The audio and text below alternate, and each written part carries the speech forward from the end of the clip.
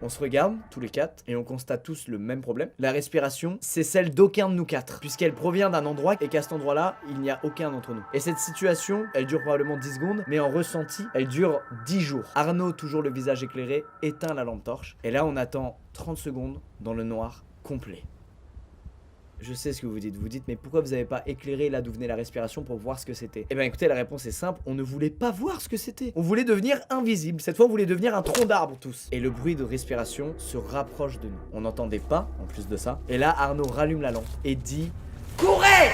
On se lève et je tape le deuxième plus gros sprint de ma vie, le premier étant celui en revenant du camp des forains.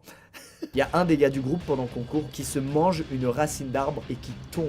Vous voyez dans les films, les héros ils s'arrêtent, ils courent vers le gars qui est tombé, ils le relèvent. Dans la vraie vie, tout le monde s'en bat les couilles. Personne ne s'est arrêté. On a continué de courir mon gars. C'est ciao Alain. On te souhaite une belle mort. On arrive dans le champ qui était quand même assez épais. Il faisait peut-être 7 minutes de marche pour le traverser et atteindre la forêt. On court et pendant que je cours, je me retourne et je vois les céréales qui étaient très grands s'écarter, vous savez. Je vois le truc se rapprocher parce qu'il s'écarte comme ça. Et là je comprends qu'on est poursuivi. Alors je cours encore plus vite. On arrive devant la chambre, on saute, je me souviens, par la fenêtre. Et Arnaud, c'est vraiment le héros de l'histoire. C'est le gars qui en arrivant, il a pas sauté dedans, il a dit allez dépêchez-vous, rentrez, allez. Moi je rentre, j'étais le premier à rentrer, zéro couille Lucas Auchard, c'est bon. Là on est à proximité du centre, donc il y a une lumière ambiante. Donc il voit ce que c'est qui nous suivait. Mais nous on est dans la chambre, on ne voit pas. Les bruits de pas s'arrêtent. Arnaud reste figé. Ça dure plusieurs secondes et d'un coup, il saute à l'intérieur de la chambre et il ferme la fenêtre. Donc là, il y a un gros silence. On réalise tous que ça s'est pas passé comme on voulait, évidemment. Et Arnaud nous dit, les amis, on vient de se faire poursuivre par un putain de sanglier.